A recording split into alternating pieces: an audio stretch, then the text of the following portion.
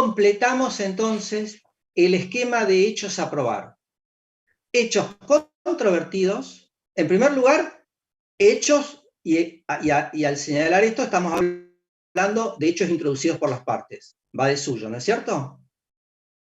Aunque no tanto va de suyo, es importante decirlo. ¿Esto qué excluye? Excluye a los hechos que no hayan sido invocados por las partes, lo que nos hace reiterar que el juez no puede introducir hechos. El juez se tiene que limitar a lo que las partes proponen, principio dispositivo. Hechos. Los hechos controvertidos, vale decir, aquellos en los que las partes no están de acuerdo. Hecho propuesto por la actora y negado por la demandada. Pero además que sean conducentes, porque las partes pueden estar en desacuerdo en muchos hechos, pero ¿para qué vamos a probar hechos en los que no estén de acuerdo, pero que no nos interesen para resolver el conflicto? ¿Me entienden? Hay una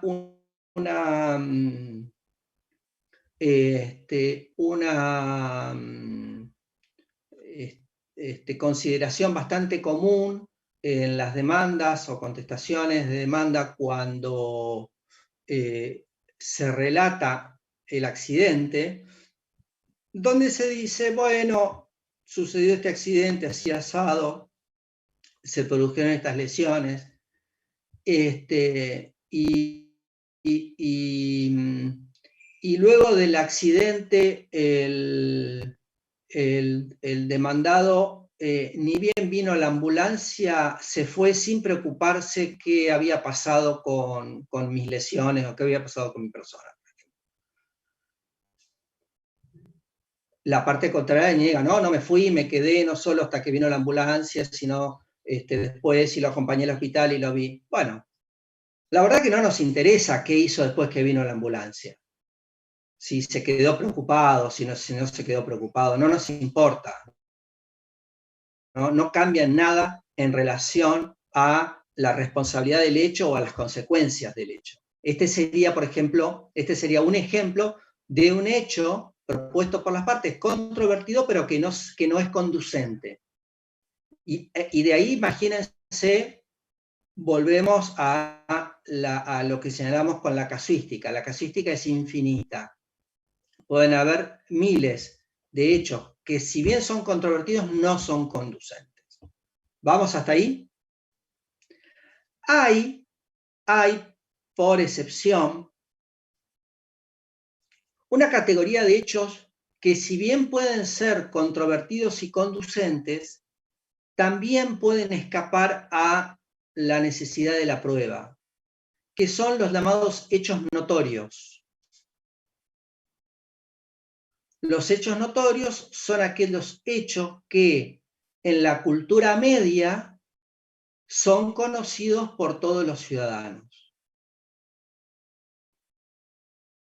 Es una categoría, desde el punto de vista de la estrategia del abogado, un tanto ambigua. ¿En qué sentido? No nos vamos a confundir con que un hecho suponemos que es notorio y no lo es, y por tanto no nos preocupamos por probarlo. Tenemos que estar en claro que un hecho es notorio. Por ejemplo,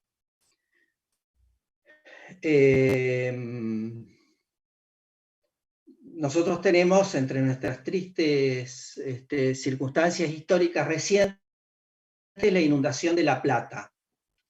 Para un ciudadano de la ciudad de La Plata, señalar la inundación de 2013, 2012, ¿no? 2012, o 2011, ¿cuándo fue? 2013, me parece. En el 2013. 2013, 2 de abril. Marzo-abril de 2013, ¿no? Para un ciudadano, la inundación de 2012-2013 es un hecho notorio. No podríamos discutir y necesitar probar que existió una gran precipitación que generó, como factor concausal como mínimo, la inundación. Entonces, Si nos remontamos a un hecho sucedido en ese momento y señalamos que hubo una gran precipitación pluvial que generó o dio contexto a una situación determinada, no es necesario que probemos la existencia de ese hecho. Esto sería un hecho notorio. Pero como les digo, es una circunstancia, una categoría ambigua, por cuanto queda librada a la valoración judicial la configuración de su notoriedad. ¿Me siguen? Entonces este es un aspecto en el que tenemos que tener cuidado. Estos elementos que estamos marcando son esenciales porque son los que nos establecen las reglas iniciales, lo que primero va a suceder cuando se abre la etapa probatoria. ¿Qué es lo que va a suceder? Vamos a tener que analizar, abogados y jueces, cuáles son los hechos conducentes, controvertidos, que son materia de materia probatoria. Y este análisis se da porque, fíjense, volvamos para atrás. Si ustedes son abogados de la parte actora, cuando presentan la demanda, estamos pensando en una demanda del proceso sumario, donde es necesario ofrecer todos los medios probatorios junto con la demanda, ustedes van a ofrecer todos los medios probatorios que sostengan cada uno de los hechos afirmados. Porque no van a especular sobre que ciertos hechos van a ser admitidos o no negados por la parte contraria. ¿Se entiende esto? En su estrategia como abogados, obviamente, si ustedes van a presentar el hecho A, B, C, D y E, van a intentar aportar las fuentes de prueba y ofrecer los medios probatorios de los hechos A, B, C, D y E, sin pensar que la parte contraria puede admitir alguno de ellos, o puede no negar, o puede quedar en rebeldía, puede no contestar demanda. Esto se va a terminar de develar luego de cerrada la constitución de la etapa preliminar, luego de cerrada la etapa previa. Cuando el demandado contesta la demanda, luego de ese acto procesal, vamos a poder pasar en limpio cuáles de los hechos afirmados fueron negados y cuáles fueron admitidos. Y entonces, recién luego de eso, vamos a poder hacer el análisis que empezamos a hacer recién. ¿Cuáles son los hechos controvertidos y conducentes que son necesarios probar? De manera que cuando el juez abra el juicio a prueba, ya sea a través de la audiencia preliminar, si el juez está adherido al programa de oralidad, o si es en la Justicia Nacional, la audiencia del 1360, o en el momento de dictar el provimiento de prueba por escrito, si el juez lo hace de esta manera, se va a hacer el análisis de la pertinencia y admisibilidad de la prueba, que es lo que estamos explicando ahora. No deberíamos proveer todos los medios probatorios, tal como están propuestos en la demanda, sino solo aquellos que pasen ese análisis de controversia y conducencia de los hechos propuestos en la demanda. ¿Se entiende hasta acá? ¿Qué preguntas tienen?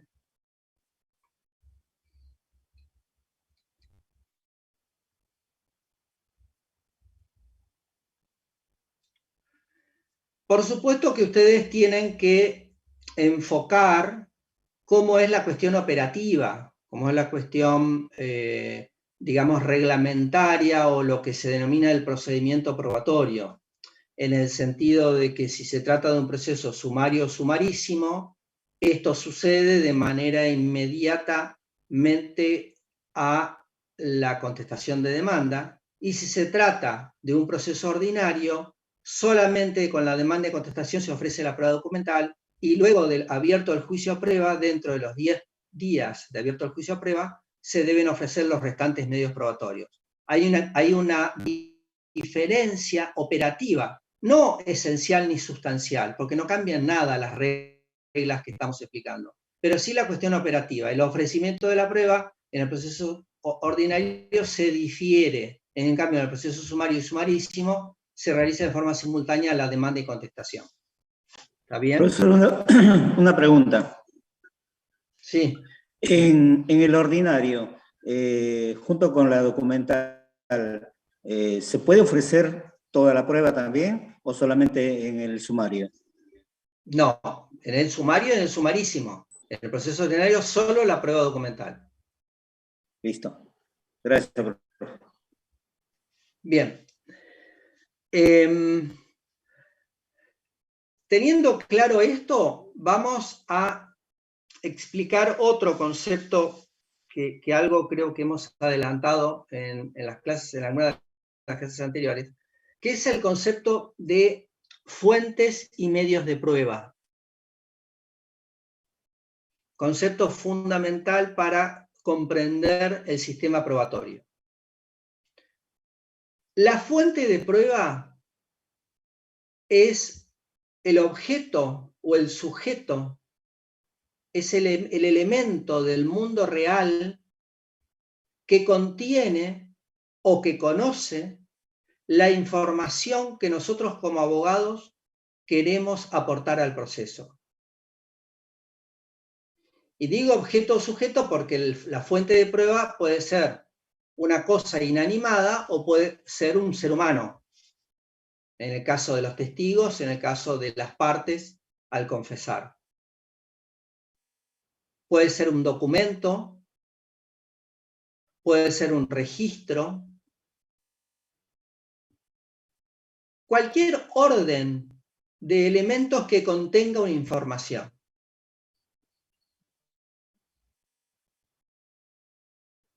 En el caso de un juicio de carácter contractual, una fuente de prueba será el contrato escrito.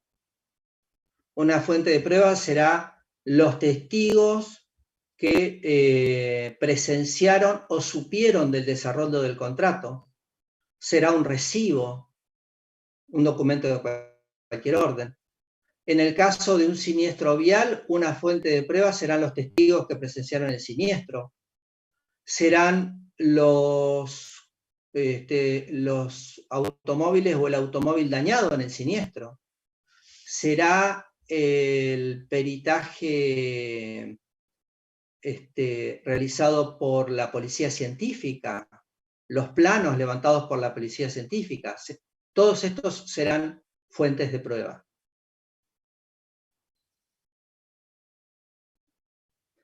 Si estamos demandando por una construcción deficiente, la fuente de prueba será la propia construcción. Será la verificación no, serán las fisuras que se produjeron en el edificio, en la casa, como producto de la deficiente construcción. ¿Vamos hasta ahí? La fuente de prueba puede ser el propio actor que padece las lesiones de un siniestro, sobre el cual se va a realizar el peritaje médico para determinar el orden de las lesiones. La historia clínica de una atención médica.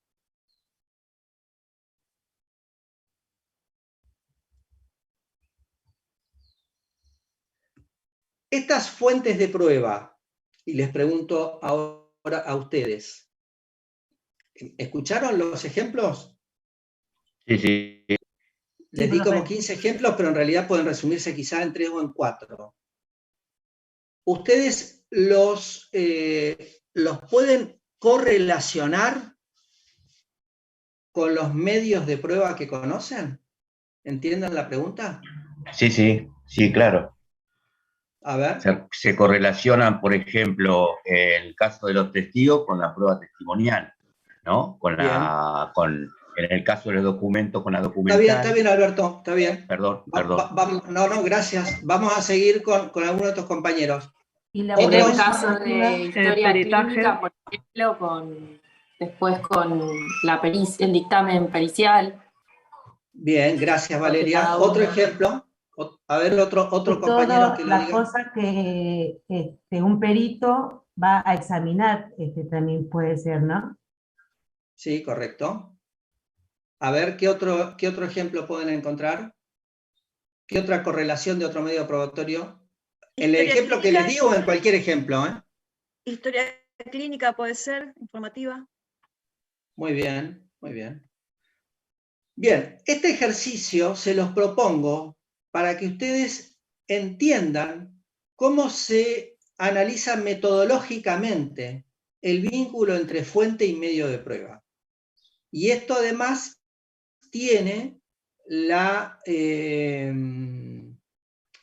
también la correlación con las cargas probatorias y con las facultades judiciales. Así es como se debe integrar finalmente estos elementos.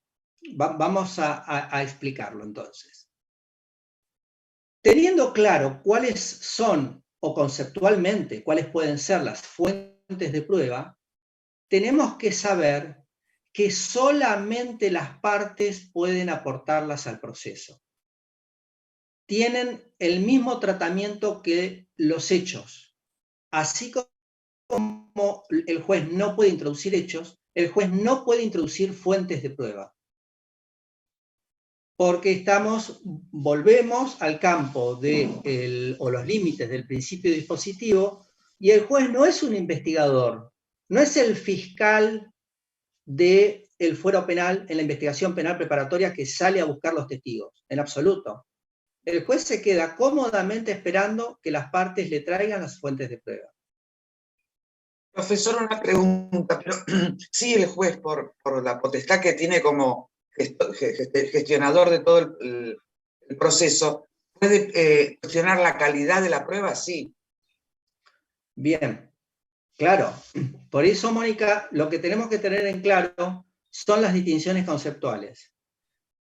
Teniendo claro las distinciones conceptuales, vamos a poder vincularlas con la carga y las facultades de las partes y de los jueces. Entonces, volvemos a esto. Las fuentes de prueba solamente pueden ser aportadas por las partes. A ver, alguno que lea el artículo 450.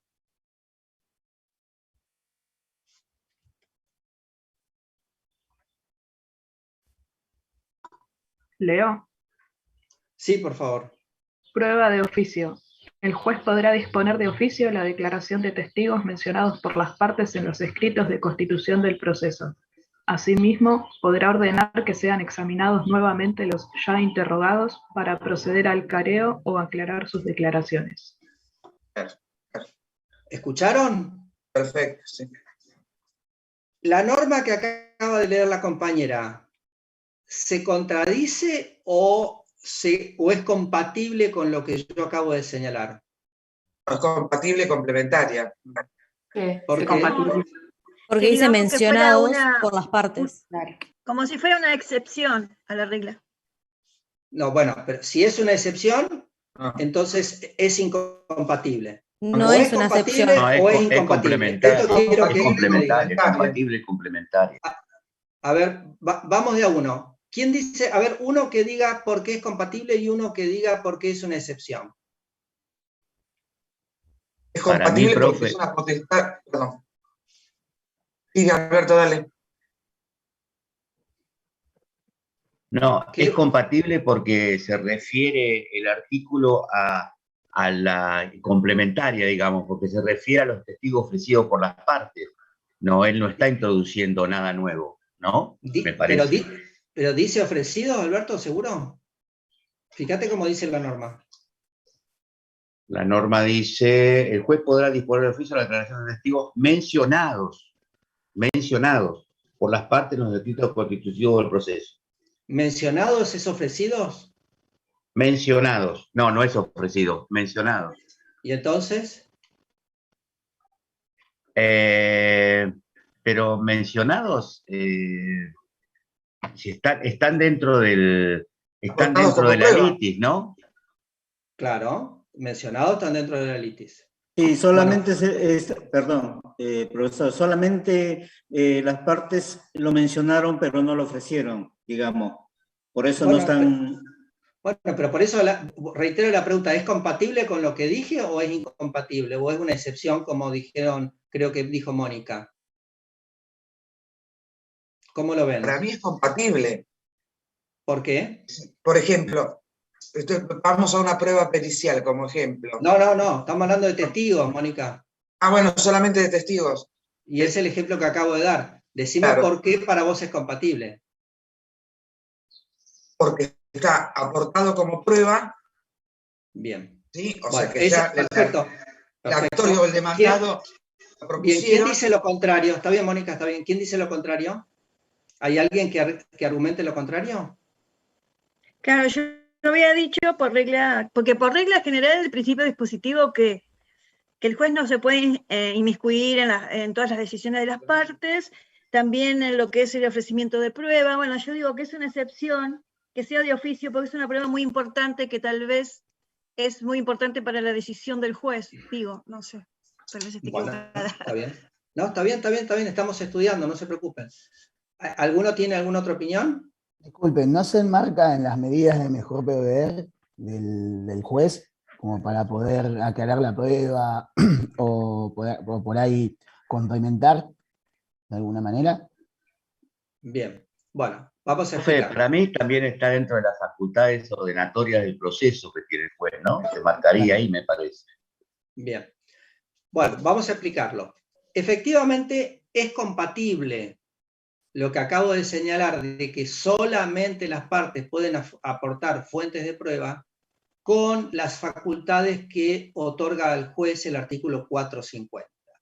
Si bien el 36 también, profesor, ¿no? No viene al caso el 36. Sí, pero Mónica, no me dejas terminar. Ahora vas a tener oportunidad de hablar.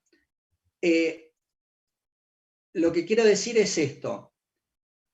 El artículo 450 sostiene o permite al juez citar a un testigo mencionado por las partes en los escritos constitutivos.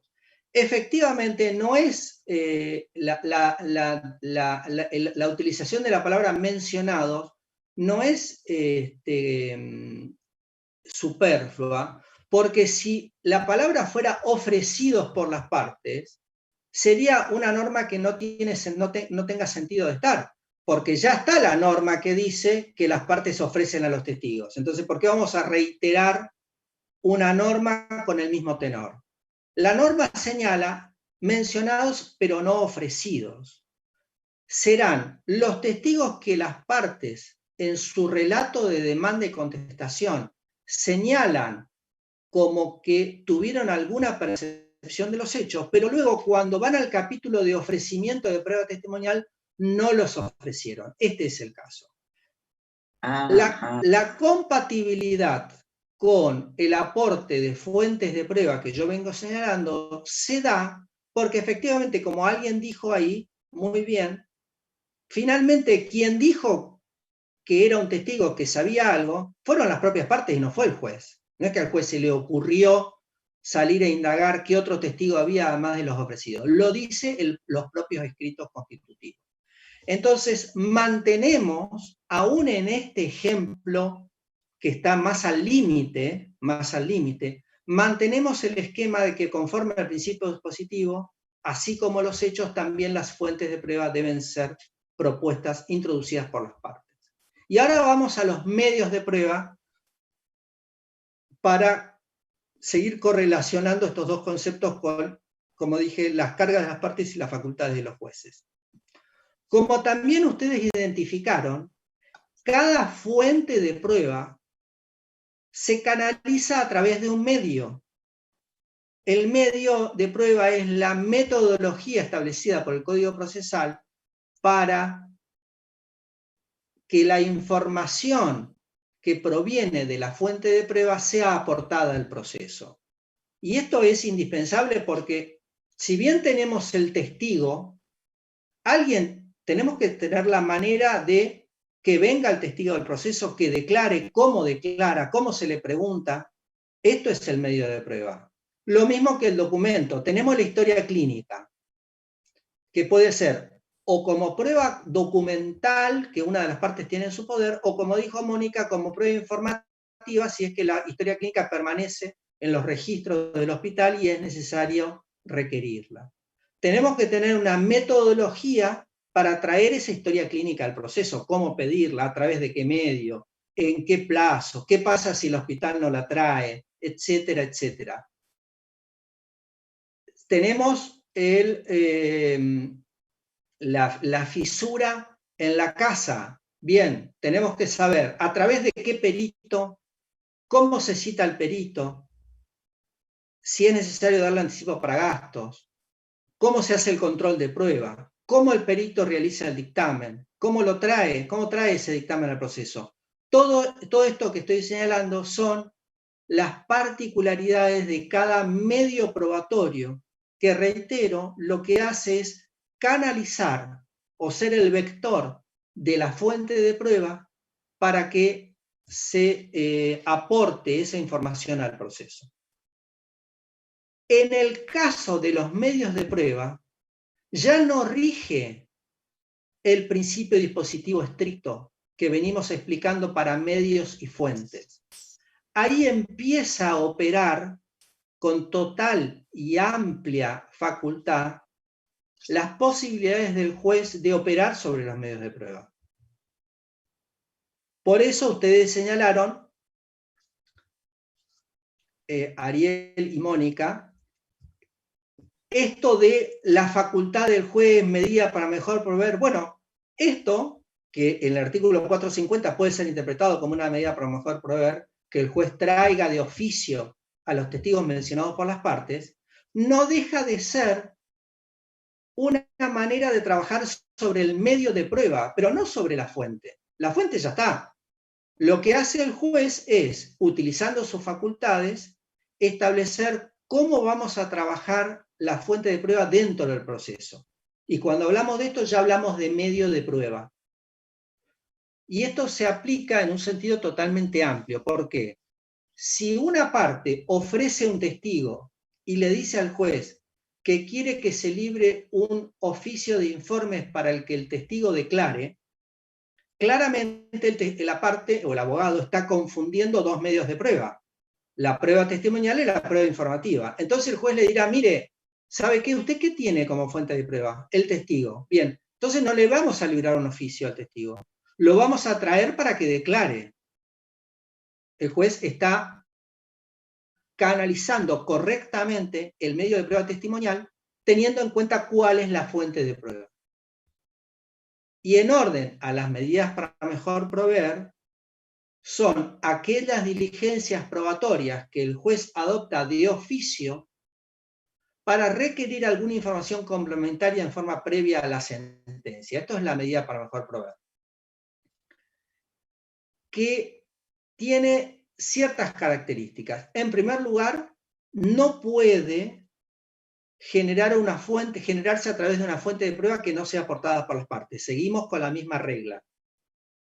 Y en segundo lugar, tampoco puede suplir la actividad deficitaria de las partes en el trabajo probatorio. Es decir, si la parte ofrece un testigo, pero no lo produce, no puede el juez producirlo de oficio. Lo que se habla en la diligencia de medida para mejor proveer es de una actividad suplementaria a los fines de esclarecer ciertas parcelas del litigio que no fueron debidamente aclaradas. Esto se da especialmente en prueba pericial, cuando la información pericial puede generar algún espacio oscuro, alguna confusión o es necesario hacer alguna aclaración, o también, por supuesto, en una prueba testimonial cuando el testigo no ha sido totalmente claro o ha sido contradictorio y el juez quiere volver a citarlo para aclarar. En realidad, la diligencia para mejor proveer no tiene límites en relación a la fuente de prueba. Basta que sea una fuente de prueba aportada por las partes. ¿Está claro esto?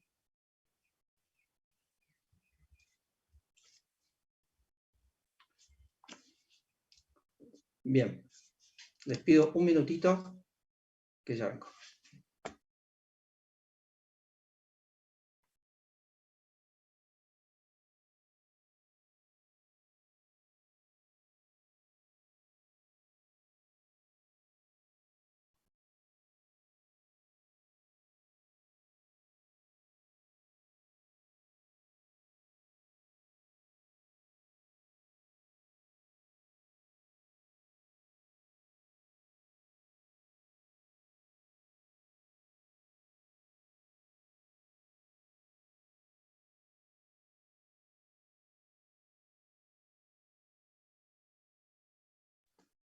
Bien, ¿qué preguntas tienen?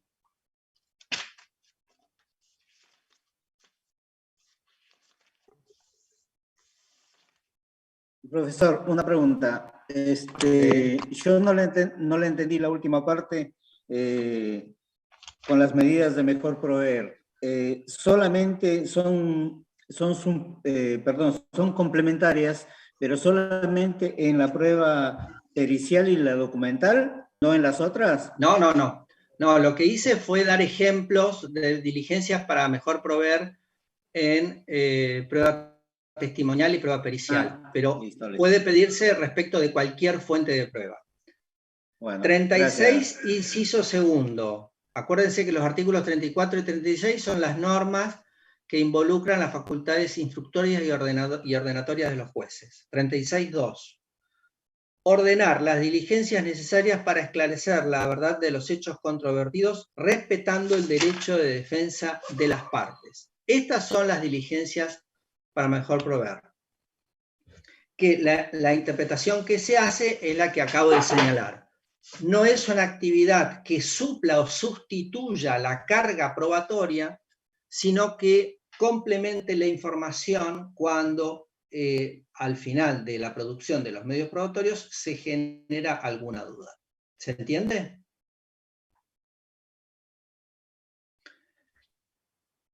Lo que estamos explicando nos conduce a hablar de carga de la prueba. Fíjense, hablamos de fuentes y de medios. Fuentes en cabeza de las partes, medios en cabeza de las partes, pero también dentro de las facultades del juez. ¿Por qué es importante explicar que la prueba está a cargo de quien alega? Acuérdense el concepto de carga procesal, imperativo del propio interés, carga de la prueba, artículo 375 del Código Procesal. Cada una de las partes tiene la responsabilidad de acreditar los hechos invocados en su demanda o en su contestación de demanda, tanto para atacar como para defenderse. La carga de la prueba recae sobre quien alegó tales hechos. Los hechos, acá viene la clasificación de hechos constitutivos, hechos impeditivos o extintivos. Los hechos constitutivos son los hechos que propone el actor como elementos que generan un derecho a su favor. Los hechos impeditivos o extintivos son las defensas o los hechos que propone el demandado para oponerse a la pretensión del actor. Naturalmente, los hechos impeditivos estarán a cargo del actor, los hechos constitutivos a cargo del actor y los impeditivos o extintivos a cargo del demandado. ¿Por qué es importante saber quién tiene a su cargo, valga la redundancia, la carga de la prueba? A ver, ¿quién puede responder esto? ¿Entienden la pregunta? ¿Por qué les parece que nos interesa saber quién debe probar?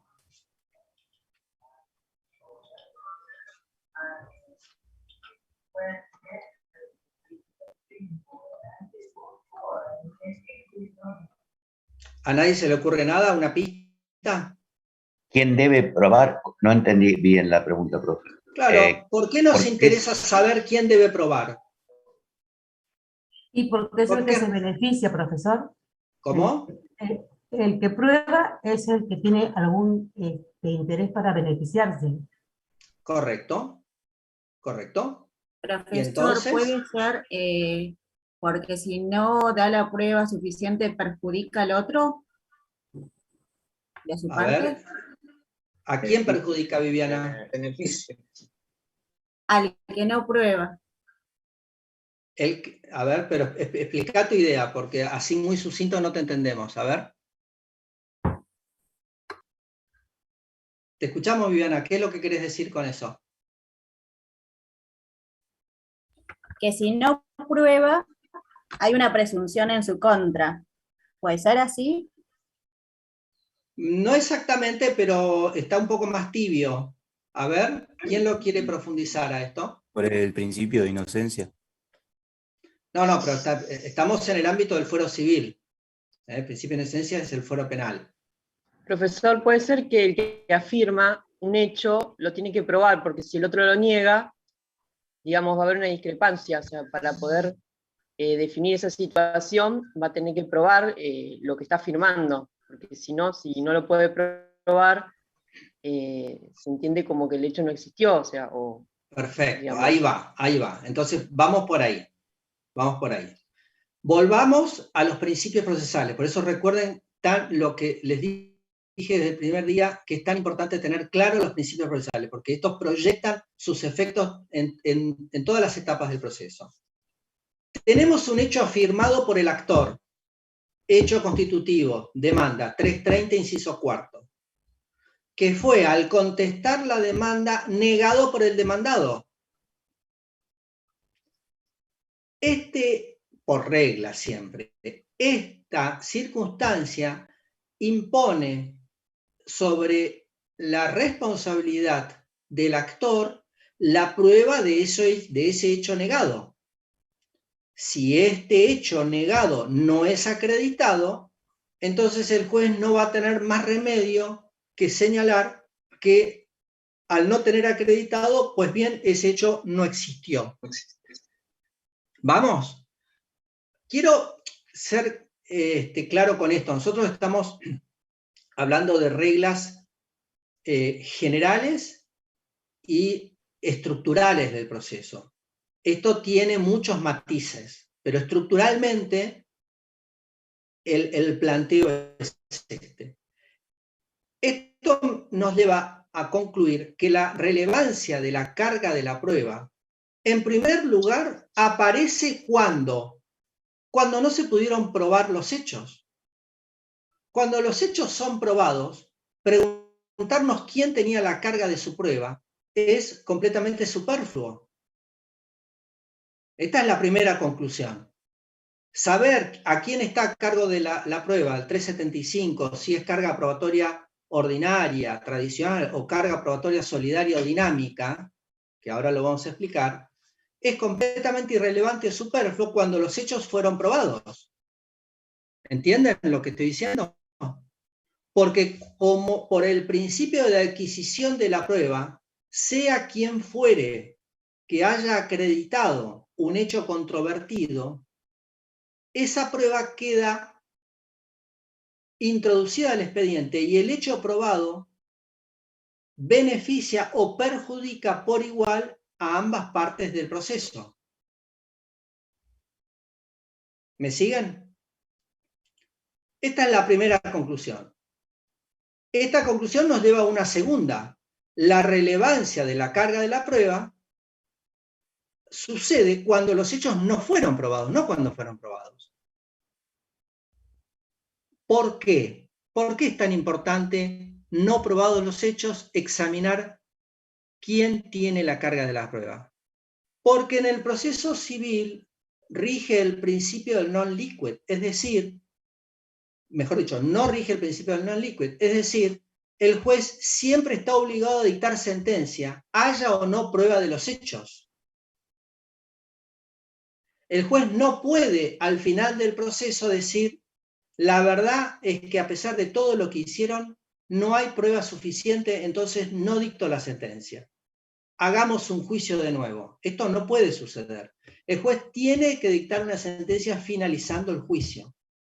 Cuando está en ese momento de dictar la sentencia, el juez examina las pruebas y ante la falta de prueba suficiente para acreditar los hechos controvertidos y conducentes y que no sean notorios, se preguntará quién tenía la carga de hacerlo. Y una vez respondida esa pregunta, dirá, como el hecho A tenía la carga de ser probado por parte del actor y esa prueba no se produjo, el actor se va a ver perjudicado por la ausencia de la prueba del hecho A. Y esto conducirá a algún efecto jurídico, que puede ser el rechazo de la demanda, o rechazo de algún rubro, o rechazo de alguna parte de la demanda. ¿Me siguen? Y así con cada una de las circunstancias controvertidas. Ahí es donde adquiere relevancia preguntarse por la carga de la prueba, que como regla general se regula por el artículo 375.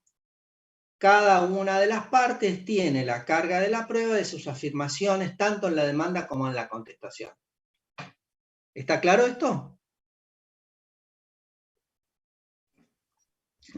¿Alguna pregunta?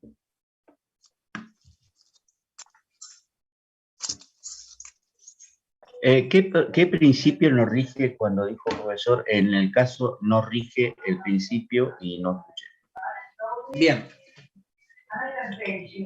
Esta regla ortodoxa,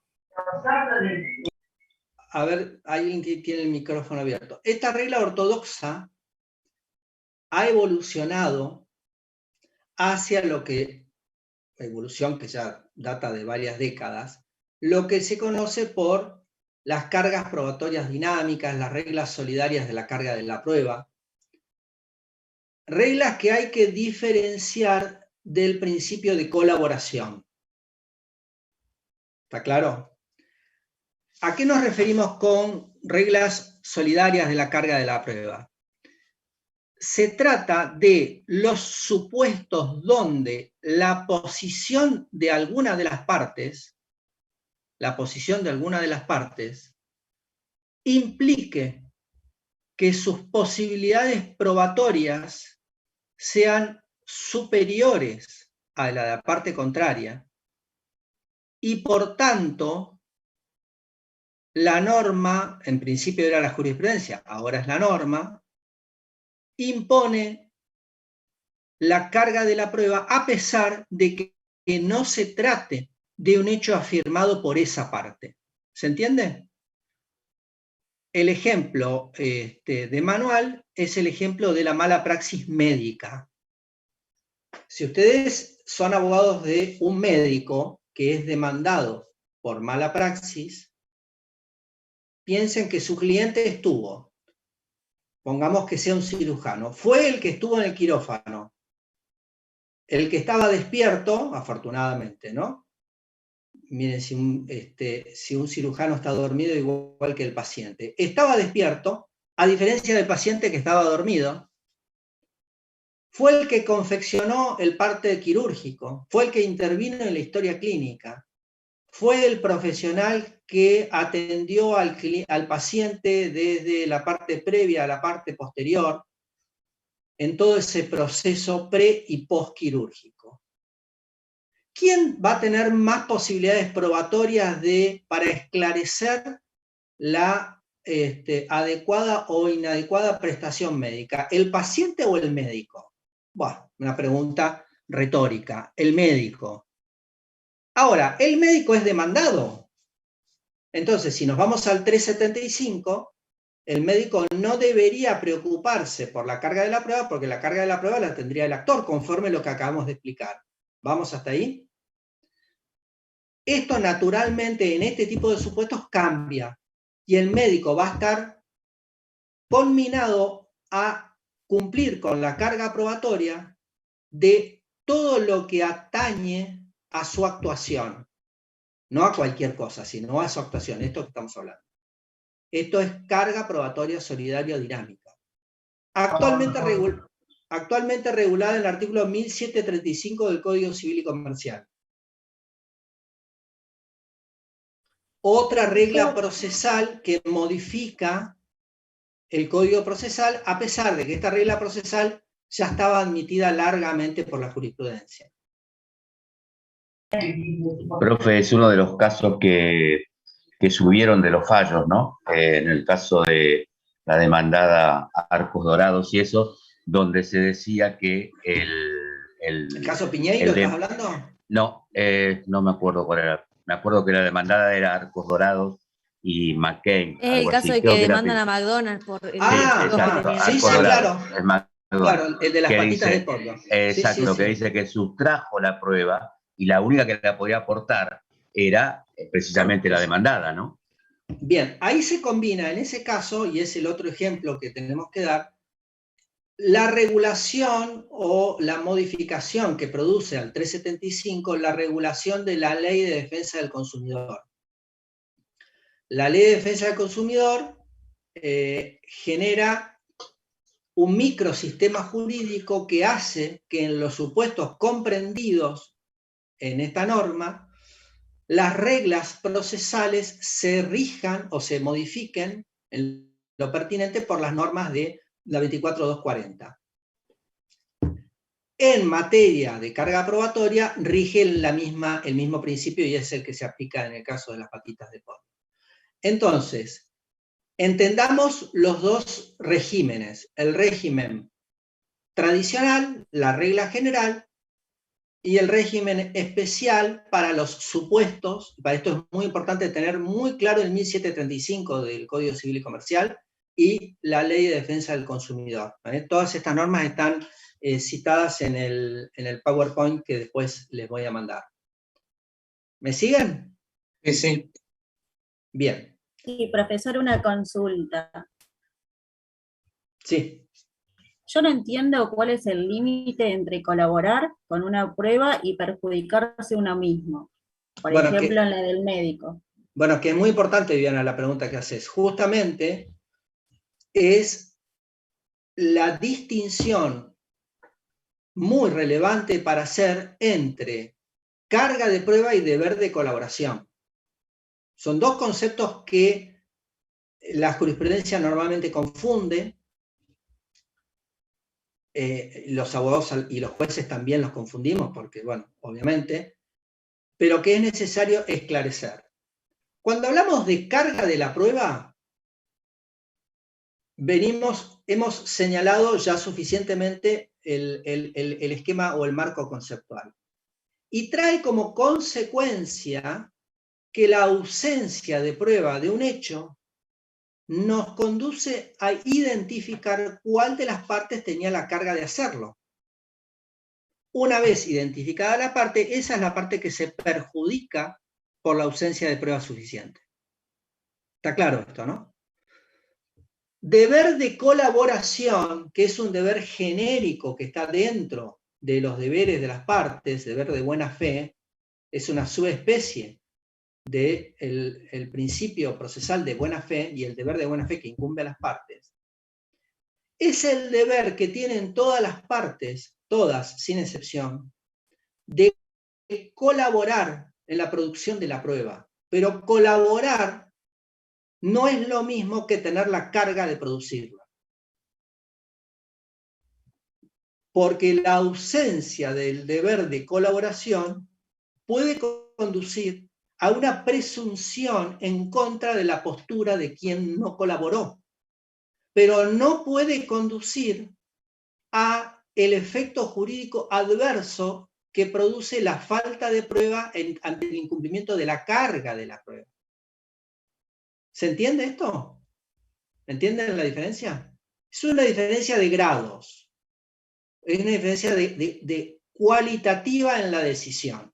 Si el juez advierte que de una de las partes sustrajo su deber de colaboración, dirá, mire, usted en este medio probatorio, un ejemplo típico de la ausencia del deber de colaboración es, creo que el 386, prueba documental a cargo de una de las partes. A ver, ¿alguien lo puede leer? Si es que es ese. Yo lo leo si quiere, profe. A ver, pero primero déjame ver si... Sí. Sí, Documento en poder de una de las partes. Sí. ¿Lo leo? Sí, por favor. Artículo 386. Documento en poder de una de las partes. Si el documento se encontrare en poder de una de las partes, se le intimará a su presentación en el plazo que el juez determine. Cuando por otros elementos de juicio resultare manifiestamente verosímil su existencia y contenido, la negativa a presentarlos constituirá una presunción en su contra. Bien. En ese supuesto, quien debía aportar el documento omite hacerlo. Acá, ¿qué está sucediendo? Hay una ausencia del deber de colaboración. Si el juez estima, por alguna razón, por algún indicio, por otro medio de prueba, que efectivamente el documento existía y que tenía tal o cual contenido, entonces generará una presunción en contra de quien no colaboró. Pero este instituto, no es idéntico, es parecido. Parecido no es lo mismo, dice el refrán, es parecido, pero no es idéntico a la ausencia del cumplimiento de la carga de la prueba. La carga de la prueba tiene una consecuencia muy superior a una mera presunción en contra. Simplemente la carga de la prueba se tendrá como consecuencia por no sucedido el hecho que generaba la prueba. Y vamos al ejemplo del médico. Si nosotros tenemos una consecuencia disvaliosa en una atención médica, ustedes como saben, algo que es un hecho notorio, todos nos vamos a morir, ¿no es cierto? Ese es un hecho notorio. Entonces, si todos nos vamos a morir, en algún momento nuestra salud va a empeorar. Nuestra salud va a empeorar independientemente de la atención médica. Quiere decir que si un médico nos atiende, igual podemos empeorar la salud. No significa que el médico nos atendió mal. Ahora, si producida una cirugía, hay un desmejoramiento o un efecto adverso o una muerte, se imputa al médico la incorrecta prestación de su deber profesional, del arte de curar, y era necesario para esclarecer la postura del médico de que la prestación médica había sido adecuada y no se aportó las pruebas, entonces la carga de la prueba, el incumplimiento de la carga de la prueba conduce a que el médico sea condenado por esa mala praxis. Esto es muy diferente a decir que una parte no colaboró en la producción de un medio probatorio y que tiene una presunción en su contra. ¿Me siguen? Este ejemplo del 386 es un ejemplo normativo de la ausencia de colaboración. Los ejemplos pueden ser innumerables, ya entramos en la casuística. El juez valora la conducta de la parte y dice, bueno, realmente esta parte no ha colaborado. Profe, ¿Está la respondida diferencia... la pregunta? Perdón, Alberto.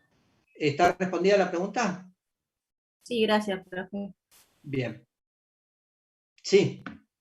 No, digo que la diferencia sustancial es que el no cumplimiento de la carga lleva una sanción, ¿no, profe? Mientras que la otra hay una presunción, pero si yo no cumplo con la carga que tengo de diligenciar un oficio, la sanción va a ser que no se va a tener con esa prueba por producida, ¿no? Es la sanción, sí. Me parece. La sanción en un sentido, digamos, sí. Como de ejemplo. Sí, en el caso de la presunción también es una especie de sanción. Lo que varía es la intensidad o la cualidad del efecto contrario. Claro, perfecto. Esto es lo que ustedes tienen que identificar. Bueno, ¿alguna pregunta? También puede aparecer algún hecho nuevo, ¿no? En el cual... ¿Cómo, Diego? También puede aparecer algún hecho nuevo en el cual no, en ese momento cuando se citó la prueba no estaba y puede aparecer algún hecho nuevo que se puede incorporar adentro del proceso, ¿no? Sí, claro, claro. Nosotros no hemos explicado hechos nuevos, nuevos hechos y hechos sobrevinientes. Estos son capítulos de hechos que son, no necesariamente, en el caso de los nuevos hechos un poco sí, pero están fuera del esquema tradicional de demanda y contestación, son capítulos fácticos que se introducen al proceso por fuera de la demanda y contestación. Hechos nuevos y hechos sobrevenientes. Los nuevos hechos son los que introduce el demandado o el reconvenido.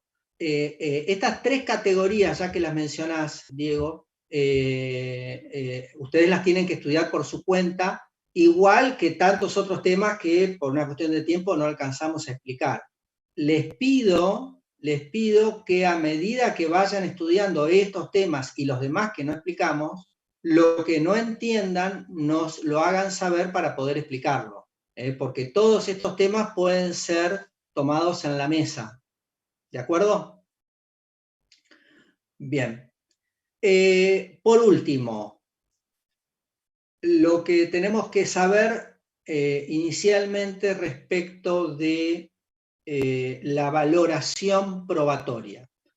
La valoración probatoria es el acto de interpretación del juez respecto de el efecto que produce cada medio de prueba en relación a las posturas adoptadas por las partes. Actividad que realiza el juez exclusivamente al momento de la sentencia. Y como consecuencia de lo cual y de la interpretación del derecho, dicta la decisión admitiendo total o parcialmente la demanda o desestimándola. El Código Procesal regula la valoración probatoria en el artículo 384, que habla de, en términos genéricos, de lo que se conoce por la sana crítica. Se dice en doctrina que son las reglas de la lógica y las máximas de experiencia. Nosotros ya modernamente tenemos que interpretar el 384, esto no lo puse en el PowerPoint, pero se me está ocurriendo ahora, con el artículo 3 del Código Civil y Comercial. Recuerden lo que les dije de trabajar permanentemente en interacción entre el Código Procesal y el Código Civil y Comercial. El artículo 3 del Código Civil y Comercial dice: deber de resolver, el juez debe resolver los asuntos que sean sometidos a su jurisdicción mediante una decisión razonablemente fundada. Cuando hablamos en el 384 de las reglas de la lógica y las máximas de experiencia, junto con el artículo 3, no estamos pensando en otra cosa que no sea que el juez tiene que explicar razonada y racionalmente la decisión que adopta. Para explicar razonada y racionalmente la decisión que adopta, debe analizar cada medio probatorio, no de manera atomizada, es decir, no de manera estanca, sino de manera conjunta. Hay una interacción entre los medios probatorios y es probable, suele pasar, que un medio probatorio que vaya en algún sentido se vea condicionado por otro que va en un sentido contrario.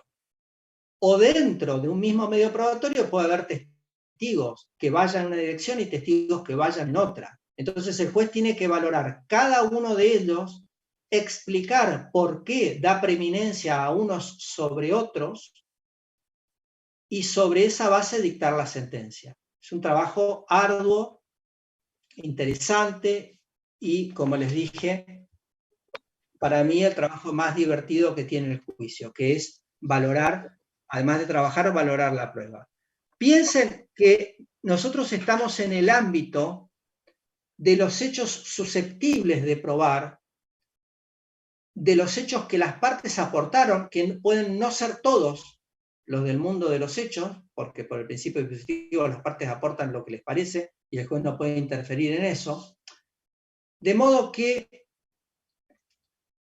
lo que termina sucediendo, para los que quieran profundizar el tema, les recomiendo un autor italiano que se llama Tarufo. Lo que termina sucediendo es que hay una postura predominante sobre la otra. Una postura predominante sobre la otra. es difícil que en un juicio terminemos teniendo la certeza de que las cosas sucedieron solamente de una manera, de que no hay otra versión posible de los hechos. Esto no siempre pasa. Por eso es que nos manejamos con este juego de pruebas producidas, pruebas no producidas y cargas de la prueba. Carga de la prueba y deber de colaboración. Por eso hay una conjunción de elementos conceptuales que tenemos que analizar. Esto genera entonces, finalmente, una proposición predominante sobre la otra, que no significa que sea la verdad de los hechos, es una verdad relativa. Una verdad relativa. Claro, por eso se dice que es una aproximación a la verdad, que la verdad se produce una sola vez frente a un hecho concreto, después hay una aproximación con mayor o menor rigurosidad técnica, digamos. Exactamente. Esto es lo que pasa en el proceso. El arte del abogado esto, Andrés, Sí, Valeria. está justamente en demostrar. Esto es bastante parecido a los grandes institutos del derecho procesal penal. Si bien hay serias diferencias, digamos, valoración de la prueba, los institutos más importantes son bastante similares. Digo, yo retiré bastante poco procesal penal, lo tengo bastante y realmente hay grandes coincidencias. Obviamente en muchas cosas no, pero en los institutos más importantes proponen la misma dinámica. Sí, por supuesto. Lo que pasa es que en el ámbito penal lo que cambia es el bien jurídico protegido y en consecuencia los efectos de las decisiones. La ausencia de prueba suficiente en el ámbito penal genera la absolución del imputado. En el ámbito civil puede o no generar el rechazo de la demanda. Esto dependerá de otros factores. Lo cierto es que la valoración de la prueba, desde el punto de vista de las reglas de la lógica y las máximas de experiencia 384, junto al artículo 3 del Código Civil y Comercial, una decisión razonablemente fundada, exige a los jueces cada vez mayores explicaciones. Y esto tiene que ver con una evolución democrática del derecho. No son las mismas. A diferencia del otro, ¿no? ¿Cómo? Del de la íntima convicción. La íntima convicción es una variante de la sana crítica.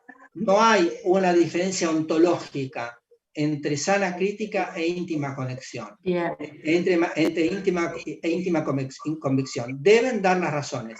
La diferencia metodológica está dada por la prueba tasada, que es el otro sistema, que es un sistema que ya está derogado, de valoración de la prueba, que está vinculado con la prueba tasada. Nosotros ahora nos quedan algunos resabios. La prueba tasada eran los antiguos sistemas de valoración probatoria que decían que un testigo no era suficiente para probar un hecho, que decían que la declaración de un hombre valía más que la declaración de una mujer, que decían que la valoración de un eclesiástico valía más que la declaración de un eclesiástico. Antiguas reglas de siglos pasados que están totalmente derogadas. A nosotros nos quedaron algunos vestigios de la prueba tasada. ¿En qué se diferencia la valoración probatoria amplia, sana crítica o íntima convicción con la prueba tasada? Se diferencia esencialmente que la segunda está establecida normativamente y le establece al juez cómo resolver ante una prueba determinada. La primera requiere de una evaluación de cuáles son los medios probatorios en su conjunto que generan mayor convencimiento de que tales hechos sucedieron de una u otra manera. En el caso de la prueba tasada, como les decía, los resabios que tenemos son, por ejemplo, el de juicio especial de prescripción adquisitiva, que dice que no puede obtenerse la prescripción adquisitiva solamente por la prueba de testigos, que la prueba de testigos es insuficiente. No quiere decir que no sea importante. Lo que dice es que si solo se producen testigos, no es suficiente para adquirir el dominio por prescripción adquisitiva. o en el caso del beneficio de ética sin gasto, que dice que es necesaria la producción de 3 testigos. Estos son resabios de prueba tasada, y ejemplos, pero es un sistema de valoración probatoria que, como dije, ha sido derogado hace muchísimo tiempo. ¿Está claro? Bueno, ¿qué preguntas tienen? Una más. Sí. Me gustaría, si podés explicar, ¿cuál es la diferenciación entre motivación y fundamentación? No le encuentro mayor diferencia. ¿Por qué, Valeria? No, está bien, porque viste que te dicen motivada y fundada, motivada y fundada.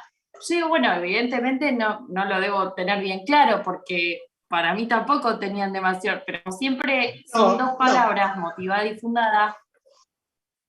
Pensé que tenían algún rigor, alguna apreciación técnica cada una. No, probablemente desde el punto de vista semántico y desde el punto de vista epistemológico puede haber alguna diferencia que sumen ambos términos. No sé si María o Juli tienen alguna explicación para esto. La verdad es que yo tampoco lo encuentro. ¿Vos, Valeria, dónde lo has leído así? En muchos libros dicen la sentencia tiene que estar motivada y fundada. Y utilizan estas dos palabras. Lo que no sabía si son equivalentes, si tienen alguna distinción de índole técnico o de algún rigorismo en especial, o no, o si se utilizan en términos equivalentes. Pero como una expresión, claro. Claro, ver las dos, motivada y fundada. Entonces quería, bueno, siempre lo vamos a averiguar, a ver si está muy finito, pero lo investigamos para la próxima. Sí, no se preocupen. Profe, puede ser. Si es equivalentes, lo pregunto de conocimiento nada más. Puede ser que motivada sea por el tema de la motivación, que sea producto de los hechos y fundada producto del derecho, no. Bueno, podría ser.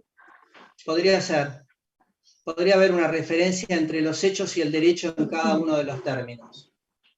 De hecho, sí, es probable que, la verdad es que no lo sé, lo anotamos como tarea para el hogar, es probable que sea así en el sentido de que la fundamentación siempre alude o normalmente alude a la fundamentación en derecho. Exacto.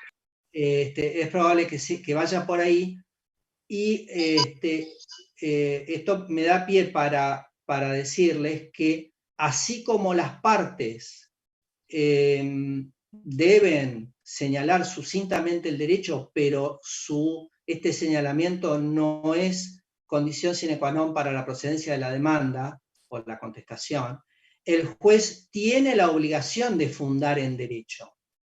Tiene la obligación de fundar en derecho. No puede dejar de señalar la norma que sustenta la decisión. Es uno de los requisitos de la sentencia. Así que quizá también esto ayude a este esclarecimiento. Profesor, sí, disculpe, a mí me quedó una duda, doctor, con respecto a la audiencia preliminar de la ley 25488. ¿Eso corresponde a Nación o tiene que la audiencia ver preliminar en la regulación procesal de Nación y provincia existe solamente en Nación. Nosotros tenemos las audiencias preliminares que realizan los jueces que están adheridos al programa de oralidad, pero no están sujetos o determinados por una norma procesal específica. Sí hay normas procesales que la autorizan, así que es la del Código Procesal Nacional, que es una audiencia mixta en el sentido de que tiene características de audiencia preliminar y tiene características de audiencia de prueba, porque en esa audiencia preliminar, por ejemplo, se toma la prueba confesional. Así que no es, desde el punto de vista conceptual, estrictamente una audiencia preliminar. Es una regulación deficiente que tiene el Código Procesal Nacional, tan deficiente que reguló una audiencia preliminar, pero no reguló una audiencia de vista de causa, cuando en la estructura de los procesos por audiencias, siempre hay una audiencia preliminar y una audiencia de prueba de vista de causa posterior. ¿Está bien? Gracias, profesor. Profesor. Bien, sí, Mónica. Perdón, me quedé en... Una tenemos la prueba tasada, la de libre convicción, y me quedó la última que no recuerdo. Sana crítica. Ah, gracias. Nada. ¿Alguna otra pregunta?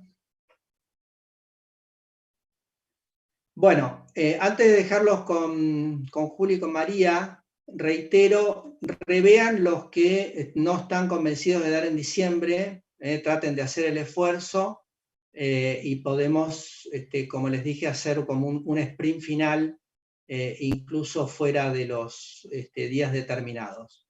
No desaprovechen esta oportunidad que tienen, y por otra parte, el esfuerzo que vienen haciendo todos los sábados de encender las cámaras para las clases. Así una consulta. ¿Sí? Es para saber, ¿cuál es el programa de examen que entraría en la mesa? Es uno particular que se hizo el año pasado a raíz de la pandemia. Creo que lo subimos a cátedra. Si no lo subimos, hoy sin falta lo subimos, así lo tienen. Gracias. ¿La mesa va a ser presencial en diciembre o va a ser de carácter virtual? No, en principio va a ser presencial, bueno, salvo que haya alguna cuestión después que lo impida, en principio sería presencial. No sé si alguno tiene alguna información distinta. Creo que lo que había escuchado es que los alumnos que viven a más de 500 kilómetros son los que estaban exceptuados de ir presencial. Eso es algo que escuché que se publicó. Igualmente, en la página de la facultad seguramente está toda la información, y si no, como dijo María, le vamos a subir toda la información para que ustedes ya sepan bien cómo va a ser la mesa de diciembre y cuál es el programa que se va a utilizar y si va a ser presencial. Claro, porque en mi caso particular, bueno, yo vivo en Santa Cruz y estoy pensando cómo voy a hacer para viajar justamente en esa fecha debido a mi trabajo y todo lo que significa, ¿no? Entonces, por eso era mi inquietud más que nada. En ese caso sí, creo que... Sí, si querés lo averiguamos esta semana, bueno, para todos en realidad, y les avisamos. Ah, bien, bien. Bueno, muchas gracias. No. Bueno, muy bien. Seguimos entonces, chicas, todo suyo. Perfecto, hasta luego, gracias. nos vemos el próximo sábado. Gracias. Muchas gracias, profe. Gracias, profesor. Profe, gracias. Gracias, profesor. Gracias. Gracias.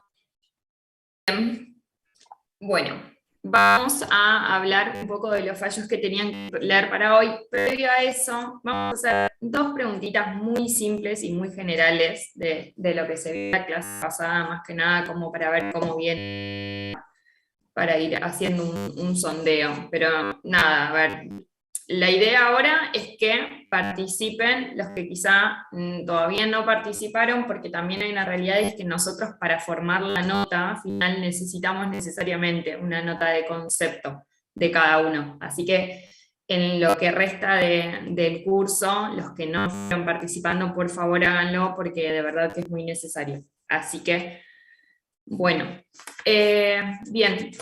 Voy a hacer una preguntita de la clase pasada, ¿sí? A ver, ¿quién se acuerda más o menos en cuanto a lo que vimos respecto del Instituto de Rebeldía, ¿sí? ¿Cuáles eran los supuestos en los cuales la parte actora, vamos a poner un ejemplo concreto así fácil, cuáles eran los supuestos en los cuales la parte actora podía pedir que se decrete la rebeldía del demandado? Eran dos que están muy claros, digamos, en el código.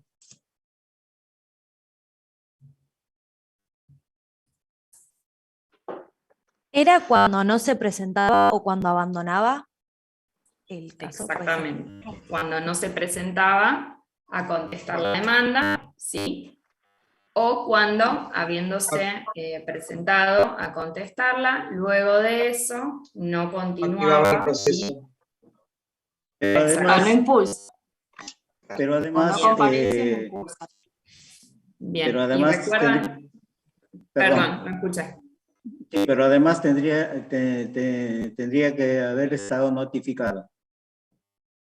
Debidamente citado, exactamente. Debidamente Creo que así citado, lo dice el sí. artículo. Debidamente citado, no se presenta a contestar la demanda. Exactamente, ese sería el primero de los supuestos. ¿Y recuerdan algún efecto que tiene?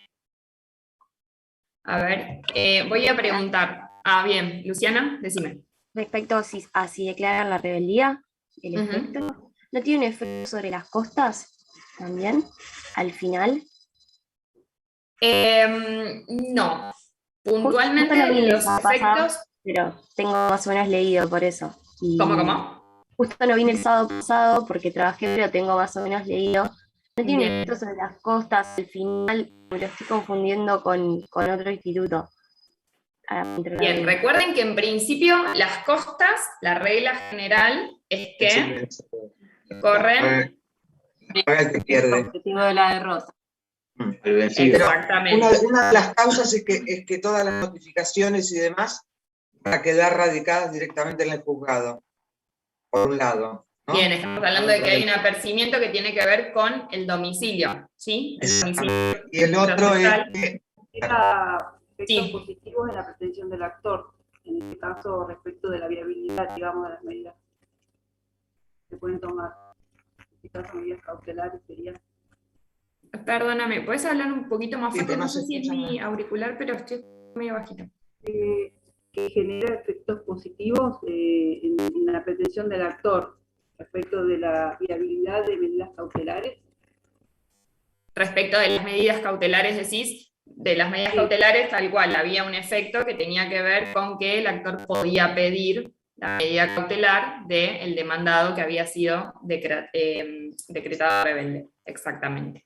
Bien. Bueno, Juli, no sé si querés vos. Sí. Bueno, a ver, también una pregunta bastante sencilla de lo que vimos en la clase pasada. Si se acuerdan, ¿quién quiere responder? ¿Cuáles son los requisitos de la contestación de la demanda? ¿Se acuerdan el artículo 354 del Código Procesal que estuvimos viendo? ¿Qué requisitos tiene que reunir la contestación de la demanda? Ser que el demandado da todas las excepciones o defensas, además de negar categóricamente cada uno de los hechos, y tiene que especificar con claridad los hechos también. Eso es lo que recuerdo. Perfecto. ¿Y cuáles los plazos? ¿Los plazos a qué te referís, Mónica? ¿El plazo para contestar? Hay un plazo específico para la contestación de la demanda. Sí, eso sí, tiene que contestarla dentro del plazo.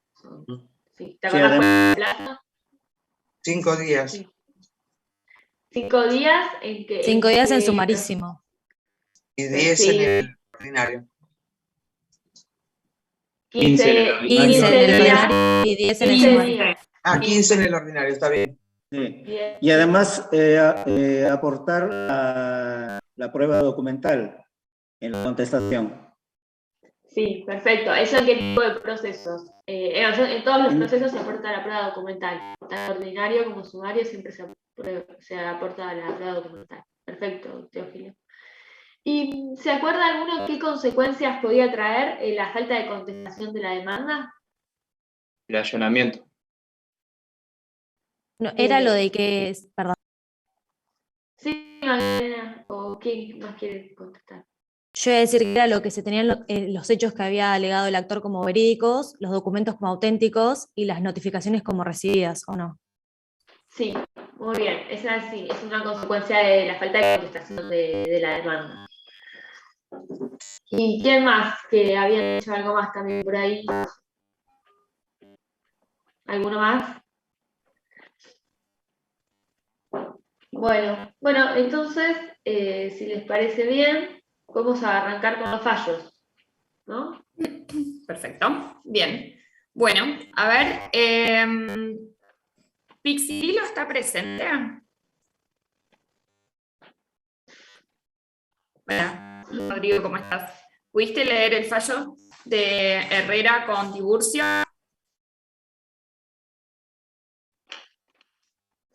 Bueno. A ver, Torres, ¿está? Luisina está, sí, estaba hasta recién, ahí está muteada.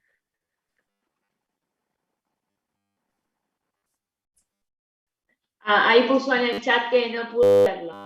Perdón, bueno, vamos a hacer una cosa, si quieren, para organizarnos. Pixirilo y Torres, para la clase que viene, lean los fallos que se los tomamos, ¿sí? Los que corresponden a la clase que viene, obvio. Así ya vamos organizando. Los próximos, los que subamos para la clase que viene. Así ya nos organizamos y ya podemos poner una nota. Sí. ¿Scarpelli? Sí, ¿qué pasó? Recién entré. Volví a entrar recién. Ah, bueno, vamos a hablar de los fallos. ¿Pudiste leer el fallo de Herrera con Tiburcio? No. También para la próxima clase, o quizá para la próxima, estate atenta, ¿sí? Te vamos a llamar. Esto es puntualmente porque necesitamos nota de concepto, ¿sí? A ver, ¿quién todavía no habló de ningún fallo? Por favor, si puede hacerlo voluntariamente. Yo hablé al principio, pero no sé no sé cómo se quieren mover. Sí, estamos tratando de que participen los que nunca participaron. Vos, Mónica, siempre participás, ya te conocemos. Igual, obviamente que podés participar de fallo, pero sería bueno que también puedan participar el resto, también su opinión. No sé si ya he participado, no me acuerdo. Dale, Luciana. Sí. Bueno, en este fallo lo que pasa es que hablan sobre la caducidad, ¿sí? Porque hablan de que la parte, no me acuerdo si la parte acta de la demanda, lo que hacía era declarar el domicilio, ¿sí? Entonces quería decir que declarando el domicilio no se producía la caducidad, pero en realidad lo que termina la sentencia es que para que no se declare la caducidad, lo que es necesario es que se interponga algo que haga un efecto dentro del proceso, ¿no? Que lo mantenga activo. Y que declarar el domicilio no es mantenerlo activo, es simplemente una formalidad. Porque ¿qué es lo que pasó en primer instancia? ¿Qué es lo que decidió la jueza Hugo respecto de este proceso? Como que había perdido el plazo, como que se había pasado el plazo para declararlo, además para poner el domicilio no era simplemente, primero que... Claro, pero previo a eso, digamos, ¿qué es lo que sucede? A ver, contextualizando, estamos en un daños y perjuicios, ¿sí? Que es un proceso de conocimiento. Entonces, ¿qué es lo que advirtió la jueza en este proceso? Que no estaba viendo qué en el proceso. Claro, que no había acción dentro del proceso y los intimó a que continuaran con la acción para que el proceso pueda continuar. Y esta parte no lo... Que no había impulso, ¿no? No había impulso. Y ante esa intimación, la parte actora, ¿qué hace? Se presenta y hace dos peticiones. Presenta, digamos, dos peticiones. Una es que, como dijiste, Luciana, se le tenga por constituido un nuevo domicilio. ¿Y la otra? A la otra no la ¿Alguno se acuerda? Se le tome declaración a un testigo, fijación de audiencia. una audiencia para que se le tome una testimonial o no. Sí, para los testigos. Bien, ¿y cuál era la particularidad de esa situación? Que lo que dice el ASCO, cosas que no... Él anteriormente no había desistido de ese testigo, como que había dicho como que no lo... Claro. Exactamente. En ese caso, digamos, ni siquiera se puso en el tapete porque era claro que no era una actividad útil desde el momento en el que se estaba pidiendo que se fije una audiencia para que declare un testigo del cual la parte actora ya había desistido anteriormente. ¿Sí? Entonces, en ese supuesto había claramente una falta de intención de impulsar el proceso. El otro, la otra de las peticiones era justamente que se constituya un nuevo domicilio. ¿Y qué es lo que dice primerita? Como dijo Luciana, que, perdón, si hablan y no escucho me vuelven a repetir porque me andan muy mal los auriculares. escucho medio bajito. Entonces, lo que, como dijo Luciana, primera instancia, ¿qué es lo que dice? Decreta la caducidad de la instancia porque tiene en cuenta que ninguno de estos dos actos procesales intentados por la parte actora era una actividad útil para el proceso. ¿Bien? El actor apela. ¿Alguno recuerda cuáles son los agravios que plasma, los fundamentos que alega para el recurso? No, lo que ella alega es que realmente ella dice no, que constituyó domicilio, correo electrónico, que para ella piensa que eso es incentivar el proceso. Apunta básicamente a un criterio restrictivo de la caducidad de la instancia. Dice, hay que mirar la caducidad de la instancia con un criterio restrictivo. En este caso, yo hice esto, propuse prueba, propuse mover el expediente, pero bueno, en realidad como exactamente. Lo que y se puntualmente que los actos que realizó no llevaban a mover el expediente en sí. Lo único que hizo fue presentar el correo electrónico y presentar un testigo que había existido.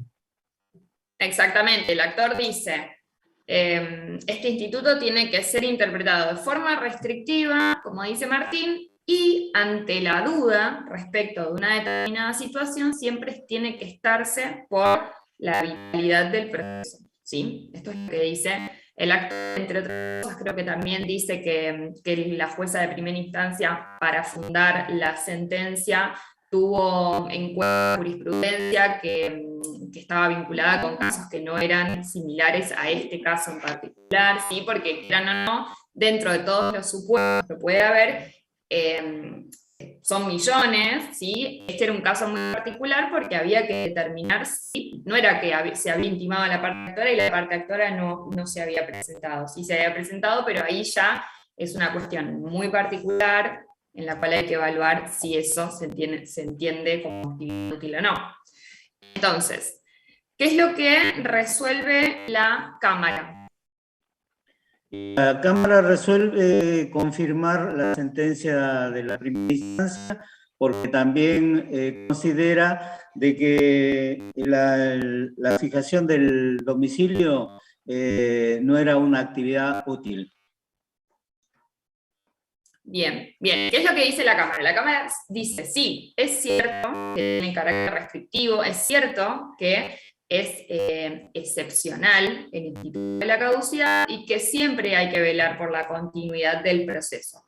Pero lo que dice es, ¿cuál es la función del instituto de la caducidad de instancia? Bueno, la función justamente es sancionar la inacción de los litigantes. Entonces, a partir de esa premisa, lo que se tiene que evaluar, como decíamos hoy, es qué sucedió en cada caso en particular, ¿sí? No es una cuestión nada más de un cómputo de plazos, ¿sí? O de decir, bueno, pasaron los 3 meses o los 6 meses, ya está, listo, se decreta la caducidad. Hay que evaluar, por ejemplo, si no hay actividad que quedó pendiente que debía realizar el órgano, por ejemplo, ¿sí? Si el juzgado, la última providencia que ordena que se libre cédula, y en esa providencia dice, esa cédula se va a ordenar por secretaría, ¿sí? Por la secretaría del juzgado, es decir, de oficio. Ahí estamos en una situación en la cual, si después la parte actora durante un año no realiza actividad útil, también tenemos que evaluar que también hay actividad que podría haber realizado el órgano y no la realizó. ¿Se entiende esto? Entonces, no es tan automática la aplicación del instituto. Entonces, disculpa, ahí es en términos para poder plantear, digamos, pero en realidad, si la confección de la cédula queda por secretaría, la misma parte que se quiere beneficiar de la obtención de una sentencia lo puede solicitar. Por supuesto, pero ya hay mucha jurisprudencia que dice que analizar imagino que la contraparte no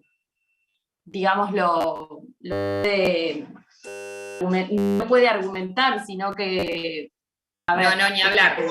No es que el hecho de que se haya ordenado que sea por secretaría no quiere decir que no puede impulsarlo la parte. Claramente lo que quiero decir es que si quedó pendiente... no, te lo pregunto desde el punto de vista del procesal, no como por desconocimiento, te lo pregunto porque, digamos, por más que quede en cabeza del órgano jurisdiccional la confección de la cédula, es la misma parte la que, en tal caso, si no la confecciona, la que la tiene que requerir. Esto igual puede fundar un pedido de caducidad, ¿o no? ¿Cómo puede fundar? Claro, o sea, por ejemplo, quedó en, no sé, un proveído en el notifíquese. Sí. Y no se confeccionó nunca la cédula, sí. Supongamos, ¿no? Quedó ahí. Vos ves que quedó ahí 1 año y medio, sin movimiento procesal alguno. La otra parte podría requerir la caducidad. Sí, pero claro, si el porque ahí hay una orden de notificación, pero siempre la orden de notificación por el principio dispositivo va a recaer sobre la parte a la cual le interesa notificar esa providencia. Yo digo puntualmente cuando el juzgado da un pasito actos de más, secretaría. El juzgado dice, notifíquese por secretaría esta providencia que estoy dictando. ¿Bien? Que ahí sería como un... Sí, está bien. Bien. Termino rapidito con esto, no la quiero dejar sin tiempo a Juli. Entonces, puntualmente lo que dice, hay que evaluar el caso en concreto, y yendo a este caso en particular, lo que dice es que la constitución de domicilio carece de fuerza impulsatoria. ¿Sí? ¿Por qué carece de fuerza impulsatoria? Porque no es un acto que aproxime al proceso, al fin último, que es el dictado de la sentencia. ¿Sí? Esto es lo que dice la Cámara en definitiva. Entonces, en consecuencia, no siendo un acto que es idóneo para ese fin, no siendo un acto útil, se entiende que no puede ser un acto que interrumpa el plazo, ¿sí?, de caducidad. Si no Esto porque es un acto de mero trámite, se dice, ¿no, profe? Que el mero trámite lo impulsa, ¿no? Sí, es un acto de mero trámite, pero ojo, porque hay actos de mero trámite que también pueden impulsar el proceso, ¿sí? Actos de mero trámite, digamos, más sencillos, o también actos de mero trámite pueden ser algunos en los cuales, si bien no se necesita la firma de la parte, por ser de mero trámite y basta con la firma del abogado, igual pueden ser útiles para el proceso. Ah, perfecto. En principio, no sé bien cuál es la definición de acto de mero trámite, si puntualmente dice que no son impulsatorios, me parece que sí, me parece que pueden ser impulsatorios. Lo voy a chequear. Bien, gracias. Sí. Sí, cuando es pedido, bueno, por alguna de las partes, esto va se pide por incidentes, ¿cómo es esto que se pide? No recuerdo. No, en el mismo proceso viene la parte demandada ante la inactividad de la parte actora y dice que se decrete la caducidad de instancia. No va por incidentes, sino que se realiza en el mismo proceso. Ah, gracias. Así como tenemos la conclusión convencional, ¿sí?, el proceso, que es la sentencia definitiva. Ustedes tienen en una bolilla en particular todos los modos anormales de terminación del proceso, ¿sí? El decrete de caducidad por inactividad es uno de ellos. Entonces, en vez de dictarse una sentencia definitiva, el proceso termina porque se decretó la caducidad de instancia. Ah, perfecto, gracias. No hay nada. Bien, Juli. Bueno, sí, ya nos queda poquito tiempo, así que vamos a ir al segundo fallo. No sé quién lo leyó y quiere participar, alguno que lo haya leído. Si no, les pregunto a alguno que no haya participado nunca.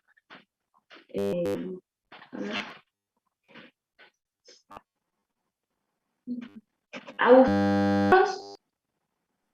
Sí, profe, acá estoy. Hola Agustina. ¿Lo pudiste leer? Sí, lo leí todo. Bueno, en este caso hay una... Sí. ¿Se me escucha bien? Sí, te escucho bien.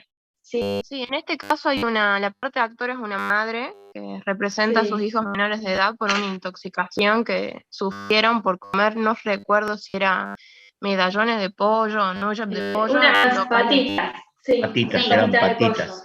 En un local de McDonald's.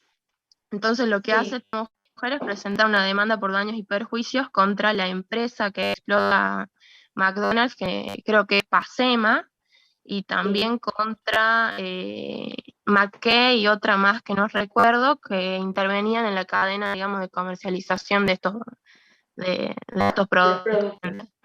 Entonces, en primera y segunda instancia les rechazan la demanda porque entienden que no hay una relación de causalidad entre la intoxicación de los nenes con el consumo de los alimentos. Entonces, Sí, la promotora, por último, decide presentar un recurso extraordinario de inaplicabilidad de la ley. Lo que hacen los jueces es votar y confirman el recurso, y la mujer también, en este caso, argumenta para interponer el recurso la inobservancia de la ley del consumidor y también que había fallas en cuanto a la prueba. perfecto, muchas gracias, Agustina. Entonces, para dejar en claro, digamos, este caso, ¿qué era lo que había pasado? Como bien dijo acá Agustina, que señaló, había una persona que fue a comer con sus hijos a McDonald's, pidió unas patitas de pollo, y después sus hijos se intoxicaron. Inició una acción de daños y perjuicios, y la demanda es rechazada porque decían que no pudo probar la relación de causalidad entre el consumo de esas patitas de pollo y la intoxicación que luego tuvieron sus hijos. Pero hay un tema central en este caso, que es el motivo por el cual la actora no logró probar esa relación de causalidad. No sé si alguno lo identificó, que es, estamos en el marco de una relación de consumo, se aplica la ley de defensa del consumidor, y hubo una actitud por parte de la parte demandada que, no sé si la identificaron. Sí, claro, Claro, es ella que dice sustrajo la prueba, ¿no? Impidió que se realizara una prueba que era fundamental, ¿no? Claro, ¿qué hizo? La ¿Qué hizo actitud fue la parte retirar del mercado o de la cadena de McDonald's todas las patitas de pollo, supuestamente que podían estar contaminadas con la Escherichia coli. Lo que hizo fue retirarlas a todas, y lo que llegó a decir la Corte es que este tipo de actitudes empresariales no son azarosas, sino que tienen un fin netamente comercial, mercantil y demás, y como que se veía que había algo raro en el fondo, que no se podía demostrar ni una ni otra, pero que ellos entendían de que era más en perjuicio justamente, ¿por qué? Porque eran ellos los que tenían, por esta carga dinámica de la prueba, aportarla y decirle, bueno, si nosotros decimos de que las patitas estaban en buen estado, las aporto para que las analicen y nos quedamos todos tranquilos. Al sacarlas y no tener la actora la forma de examinarlas, se perdió esa prueba. ¿Por qué? Porque ellos presentaron, creo que medallones de pollo y medallones de carne que estaban en buen estado, pero no los que se habían comido, justamente. Había como una malicia. Además, por la debilidad que tiene el consumidor respecto a la empresa. Claro, ¿no? frente a la empresa, exactamente. Por esa debilidad en el cual, por eso es la ley de consumidores de orden público. Eso dice la Corte, claro, es de orden público, y además hay una norma específica, la Ley de Defensa del Consumidor, que es el artículo 53, que dice expresamente, nos habla de este deber de colaboración que tienen las partes en el proceso, y tratándose en este caso de un consumidor frente al proveedor del servicio, el consumidor es considerado como la parte más débil dentro de la relación de consumo. Y bueno, y ahí hablan sobre el orden intuitivo del consumidor, el artículo 42 de la Constitución Nacional, y sobre todo el deber que tenía la empresa de aportar esa prueba al proceso. Y como bien señalaba Martín, que la pericia, digamos, se hizo sobre carne vacuna. No sé si a alguno le llamó la atención, que los menores consumieron patitas de pollo, y la pericia se hizo sobre carne vacuna, que no era lo que se había consumido, ¿no? El fundamento que da la Cámara para confirmar lo que dice el juez de primera instancia es que dice, bueno, no se pudo, dice, lo justifica diciendo, bueno, pero antes y durante el hecho se llevaron inspecciones en el comercio de la empresa demandada y se detectó que no había, que no estaba presente la bacteria. Dice, además, las pericias que se realizaron sobre carne vacuna tampoco dieron, no fueron compatibles con la bacteria de Escherichia coli. Entonces, y justifica, no sé si alguno se da cuenta de esto, lo advirtió, que agrega un hecho más, que no había, la parte demandada en su demanda, no lo había alegado, que fue este hecho de la decisión empresaria. ¿No?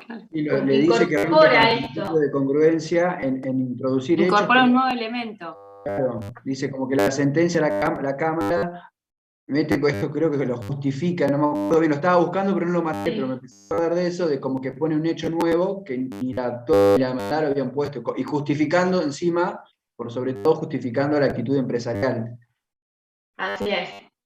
La actora en la demanda había dicho que en el local no había patitas de pollo, y la demandada había negado ese hecho y había dicho que no era cierto que en el local no hubieran patitas de pollo.